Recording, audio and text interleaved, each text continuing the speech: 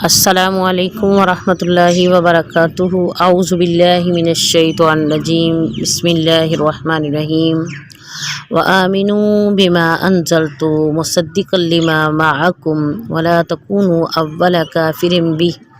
वला तश्तरू बिआयाती समनन क़लीला व इय्याया फत्तकूनी। व आमिनू ईमान ले आओ, बिमा साथ उसके, अंजल तू जो मैंने उतारी, जो मैंने नाजल की, मुसद्दिक़ लिमा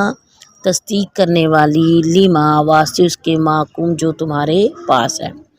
वला तकूनू और ना तुम हो जाओ, अव्वला काफिरिन भी पहले कुफर करने वाले इसके साथ, वला तश्तरू और ना तुम बेचो, भी आयाती मेरी आयतों को, समनन कलीला थोड़ी कीमत में, वैया फत्तकून और ख़ास कर मुझसे ही डरो। इस आयत मुबारक में अल्लाह रब्बुल इज़्ज़त ने बनी इसराइलियों को हुक्म दिया कि ए बनी इसराइलियों, जो किताब मैंने तुम्हारी तरफ नाज़िल की, जो तुम्हारे पास किताबें हैं, तौरात इंजील है, उनकी तस्दीक करने वाली जो किताब कुरान मजीद मैंने नाज़िल की है, उस पर ईमान लाओ। वला तकूनु अव्वला काफिरिन बिह पहले कुफर करने वाले ना हो। बिही से मुराद हज़रत मोहम्मद सल्लल्लाहु अलैहि वसल्लम भी हो सकते हैं और कुरान मजीद भी हो सकते हैं। यह ज़मीर दोनों की तरफ इशारा करती है क्योंकि ये दोनों ही लाज़म मलज़ूम है। कुरान के साथ कुफर गोया कि मोहम्मद सल्लल्लाहु अलैहि वसल्लम के साथ कुफर है, और मोहम्मद सल्लल्लाहु अलैहि वसल्लम के साथ कुफर गोया कि कुरान के साथ कुफर है। पहले काफिर ना बनो का मतलब ये है कि तुम्हें जो इल्म दिया गया है दूसरे लोग इससे महरूम हैं, और तुम्हारी ज़िम्मेदारी है कि सबसे ज़्यादा इल्म तुम्हारे पास है। दूसरा ये कि मदीने में जब आप सल्लल्लाहु अलैहि वसल्लम तशरीफ़ लाए तो सबसे पहले यहूदियों को दावत ईमान दी गई,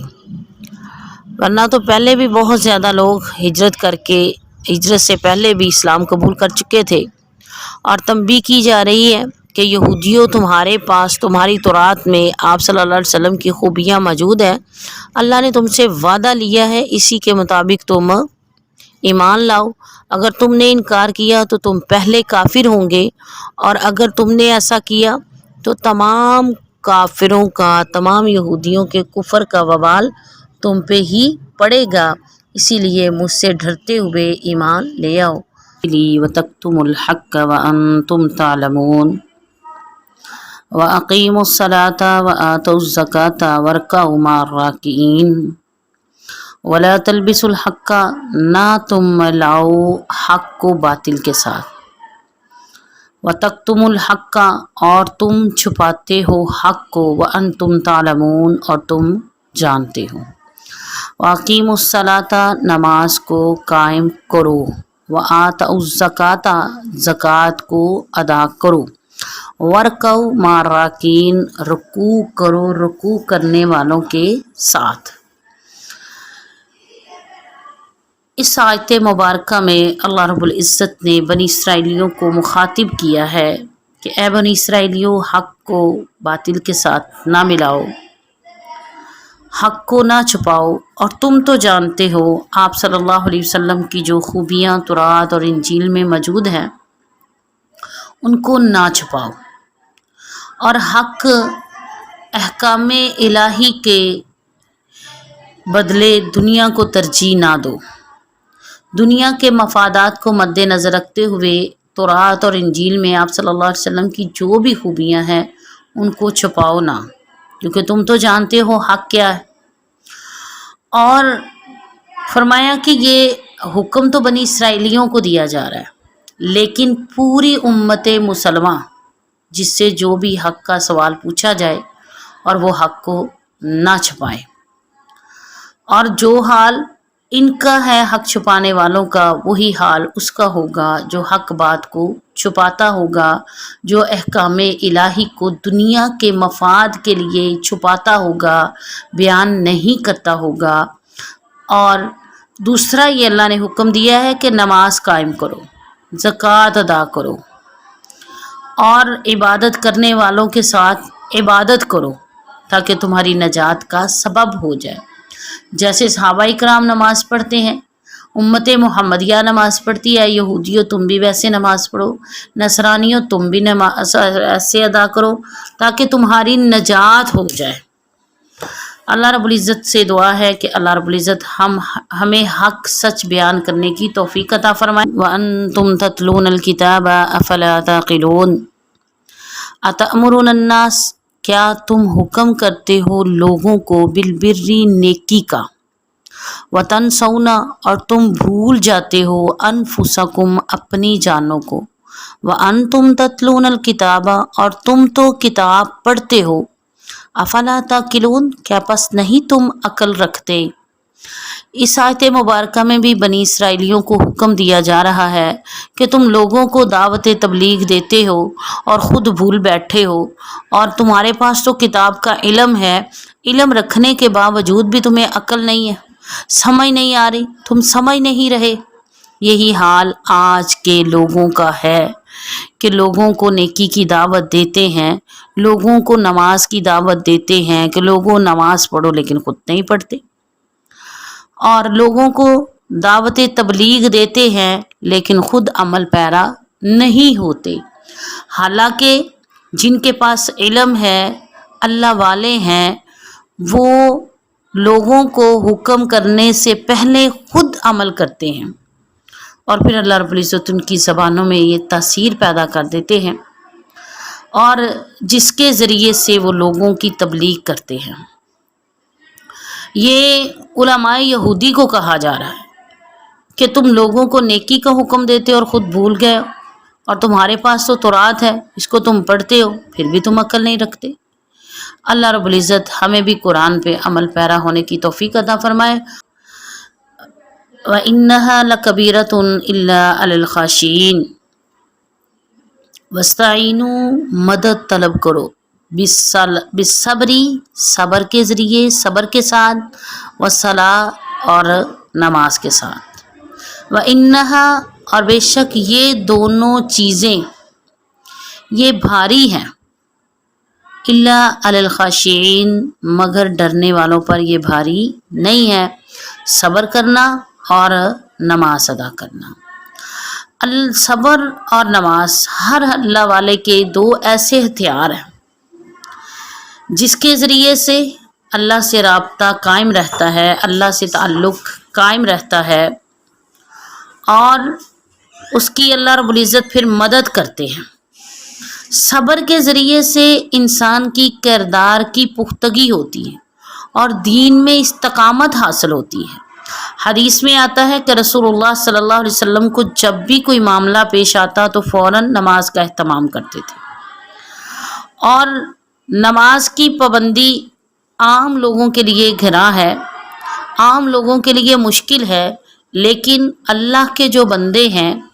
خشوع خضوع کرنے والے جو ہیں، ان کے لیے مشکل نہیں ہے بلکہ ان کے لیے آسان ہے، اور ان کے لیے اطمینان ہے، ان کے لیے راحت کا باعث ہے۔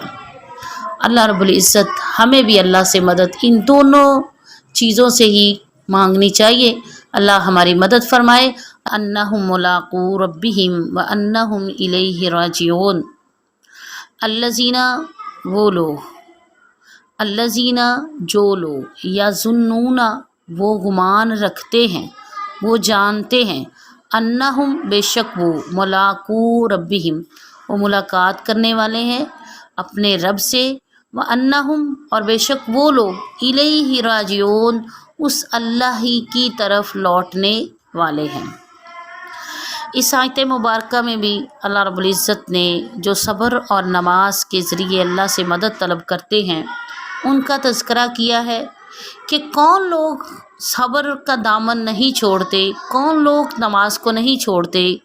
جن لوگوں کا گمان ہوتا ہے کہ وہ اپنے رب سے ملنے والے ہیں، اللہ سے ملاقات کریں گے، اور پھر اللہ انہیں جزا سزا دے گا، اور انہیں یہ پتہ ہے کہ آخر اللہ ہی کی طرف لوٹ کے جانا ہے، اور وہ قیامت پر یقین رکھتے ہیں، اور اپنے عمل کو آسان بناتے ہیں۔ آخرت پر یقین رکھنا عمل کو آسان کر دیتا ہے۔ آخرت سے بے فکری انسان کو بے عمل کر دیتی ہے، بد عمل بنا دیتی ہے۔ اللہ رب العزت ہمیں بھی ایسے لوگوں میں شامل فرمائے جو خشوع خضوع کر کے اللہ رب العزت کا قرب حاصل کرنے والے ہیں اور صبر کرنے والے ہیں، نماز پڑھنے والے ہیں۔ لَذْكُرُوا نِعْمَتِيَ الَّتِي أَنْعَمْتُ عَلَيْكُمْ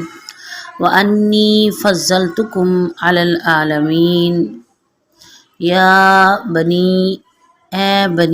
اسرائیل،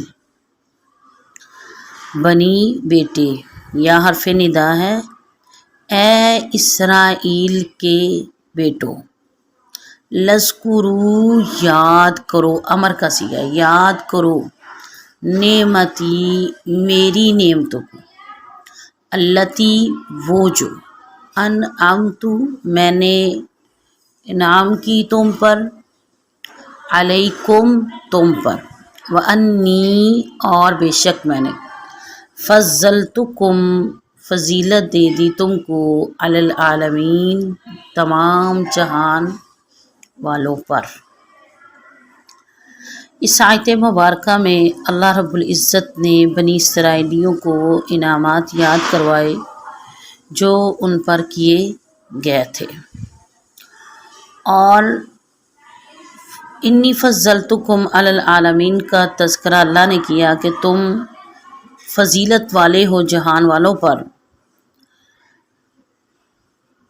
اور انعامات دینے کے بعد اللہ رب العزت نے تمام جہانوں پر بنی اسرائیلیوں کو فضیلت دی تھی، اور امت محمدیہ سے پہلے افضل العالمین ہونے کی یہ فضیلت بنی اسرائیلیوں کو حاصل تھی جو انہوں نے اللہ کی نافرمانی کر کے گنوا لی، اور پھر امت محمدیہ کو خیر امت کا لقب دیا گیا۔ اللہ رب العزت نے ہمیں خیر امہ کا لفظ دیا، اور اللہ رب العزت سے دعا ہے کہ اللہ ہمیں خیر امت میں ہی شامل فرمائے۔ شیئا ولا يقبل منها شفاعة ولا يؤخذ منها عدل ولا هم ينصرون۔ واتقوا ڈرو، یومن اس دن سے، لا تجزی نہیں کفایت کرے گی، نہیں نفع دے گی، کوئی جان، نفس کوئی جان، عن نفس کسی بھی جان سے، شیئن کچھ بھی، ولا يقبل منها اور نہیں قبول کی جائے گی، منہا اس جان سے، شفاعتن کوئی بھی سفارش، ولا یؤخذ منہا عدل اور نہ لیا جائے گا، نہ پکڑا جائے گا، منہا اس جان سے، عدل کوئی بھی بدلہ، ولا هم ینصرون اور نہ ہی وہ مدد دیے جائیں گے۔ اس آیت مبارکہ میں اللہ رب العزت نے آخرت سے ڈرایا ہے کہ اے لوگو، دنیا میں تو ہم ایک دوسرے کے کام آتے ہیں، لیکن آخرت میں کوئی بھی کسی کے کام نہیں آئے گا، نہ ماں، نہ باپ، نہ بہن، نہ بھائی، نہ بیوی، نہ بچے، نہ خامند، نہ بچے، کوئی بھی کسی کے کام نہیں آئے گا۔ اللہ تازر وازرۃ وزر اخری کہ قیامت کے دن کوئی کسی کا بوجھ نہیں اٹھائے گا۔ اور دوسرا یہاں پہ اللہ رب العزت نے اس بات کو واضح کر دیا کہ کسی کی سفارش قبول نہیں کی جائے گی۔ آج جو ہر انسان کا یہ عقیدہ ہے کہ فلاں پیر، فلاں بابا، فلاں فلاں ہماری سفارش کریں گے، لیکن قرآن کہتا ہے کہ کسی کی کوئی سفارش نہیں ہوگی، صرف اللہ کے حکم سے جس کو اللہ چاہے گا وہ سفارش کرے گا۔ اور جیسے دنیا میں کی عدالت میں ہم پیسے دے کے، بدلہ دے کے چھٹکارا حاصل کر لیتے ہیں، وہ اللہ رب العزت کی عدالت ہوگی جس میں کسی سے کوئی بدلہ نہیں لیا جائے گا، فدیہ نہیں لیا جائے گا، معاوضہ نہیں لیا جائے گا، اور پھر کوئی مددگار نہیں ہوگا، کسی کی مدد کام نہیں آئے گی۔ اللہ رب العزت ہمیں آخرت سے ڈرنے کی توفیق عطا فرمائے۔ نکم سوء العذاب یذبحون ابناءکم ویستحیون نساءکم وفی ذلکم بلاء من ربکم عظیم۔ وَإِذْ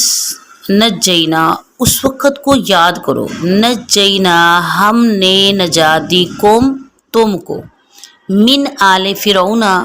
فرعون کی آل سے، یسومونکم وہ چکھاتے تھے تمہیں برا عذاب، یذبحون وہ ذبح کرتے تھے، ابناءکم تمہارے بیٹوں کو، ویستحیون نساءکم اور وہ زندہ چھوڑتے تھے تمہاری عورتوں کو، وفی ذالکم اور اس میں تمہارے لیے، بلاء آزمائش تھی، من ربکم تمہارے رب کی طرف سے، عظیم بہت بڑی آزمائش تھی تمہارے رب کی طرف سے۔ اس آیت مبارکہ میں اللہ رب العزت بنی اسرائیلیوں کو یاد دلا رہے ہیں کہ اے بنی اسرائیلیوں، اے نافرمانیوں کے ارتکاب کرنے والوں، اس چیز کی طرف دیکھو جو میں نے تمہیں عطا کی، کتنا بڑا میں نے تم پر احسان کیا کہ فرعون نے بنی اسرائیلیوں کو غلام بنا کے رکھا تھا، اور فرعون کو ایک خواب آئی تھی کہ بصرہ سے ایک آگ نکلی ہے جو میری سلطنت کو لے ڈوبی ہے۔ کاہنوں نے اس خواب کی تعبیر یہ کی کہ بنی اسرائیل میں ایک بچہ پیدا ہوگا جس کی وجہ سے آپ کی ساری سلطنت ختم ہوگی، تو اسی بنا پہ انہوں نے بنی اسرائیلیوں کے بچوں کو قتل کرنا شروع کر دیا، عورتوں کو زندہ چھوڑنا شروع کر دیا، اور اللہ رب العزت نے ان بنی اسرائیلیوں کو اس چیز سے نجات دلائی۔ اور آل فرعون کا لفظ ہے، آل فرعون سے فرعون کے گھر والے نہیں بلکہ فرعون کے وزیر مشیر سارے ہی اس میں شامل ہیں، آل فرعون میں، جو بنی اسرائیلیوں کو تکلیف پہنچانے میں اور ان کے بچوں کو قتل کرنے میں، عورتوں کو زندہ چھوڑنے میں ان کی مدد کرتے تھے۔ اور یہ بات بنی اسرائیلیوں کے لیے بہت بڑی تھی، بہت بڑی آزمائش کا باعث تھی۔ اللہ رب العزت نے بنی اسرائیلیوں کو نجات دی، اور فرعون سے ان کی نجات حضرت موسیٰ علیہ السلام کے ذریعے ہوئی۔ آگے اللہ رب العزت ہمیں بتائیں گے کہ اور کون کون سے انعام ان پر کیے گئے۔ فَأَنْجَيْنَاكُمْ وَأَغْرَقْنَا آلَ فِرْعَوْنَ وَأَنْتُمْ تَنْظُرُونَ وَإِذْ فَرَقْنَا بِكُمُ الْبَحْرَ اور اس وقت کو یاد کرو بنی اسرائیلیوں، فرقنا پھاڑا ہم نے، چیرا ہم نے، پار کرا دیا تمہیں دریا۔ کئی لفظ، اس لفظ کے کئی معنی، بکم تمہیں، بحرا دریا، فانجینا پس نجات دی ہم نے، تم کو، واغرقنا اور غرق کیا ہم نے، آل فرعون فرعون کی آل کو، وانتم تنظرون اور تم دیکھ رہے تھے۔ اس آیت مبارکہ میں اللہ رب العزت نے بنی اسرائیلیوں کے دوسرے انعام کا تذکرہ کیا ہے کہ اللہ رب العزت نے بنی اسرائیلیوں سے نجات دلوانے کے بعد جب حضرت موسیٰ علیہ السلام ان کو لے کے جا رہے تھے اللہ کے حکم سے، تو ایک طرف دریا اور ایک طرف پہاڑ اور پیچھے فرعون کا لشکر، تو پریشان ہو گیا۔ اللہ نے حکم دیا کہ اپنی لاٹھی کو دریا میں مارے۔ انہوں نے لاٹھی کو دریا میں مارا تو 12 گروہ تھے اور 12 ہی رستے بن گئے۔ اللہ رب العزت کے حکم سے بنی اسرائیلیوں نے ان رستوں کو عبور کیا، اور فرعون کا لشکر جیسے ہی ان کے پیچھے پہنچا، اللہ نے دریا کو حکم دے دیا کہ اب تم مل جا، اور وہ راستے ختم ہو گئے اور فرعونی غرق ہو گئے۔ اور یہ جو بنی اسرائیل تھے یہ کنارے پہ کھڑے ہو کے فرعونیوں کا یہ حال اپنی آنکھوں سے دیکھ رہے تھے۔ اللہ رب العزت نے انہیں نجات دے دی، آل فرعون کو غرق کر دیا۔ میں نے پہلے بھی بتایا تھا کہ آل فرعون سے مراد فرعون کی آل گھر والے نہیں بلکہ جتنے بھی ان کے پیروکار تھے وہ سب اس دریا میں بحر کلزم میں غرق ہو گئے، ان کو غرق کر کے اللہ نے بنی اسرائیلیوں کو نجات دے دی۔ اللہ تعالی ہمیں بھی آزمائشوں سے نجات دلائے، آمین۔ اقول قولی ھذا استغفر اللہ لی ولکم ولسائر المسلمین۔ لا إله إلا الله لا إله إلا الله لا إله إلا الله لا إله إلا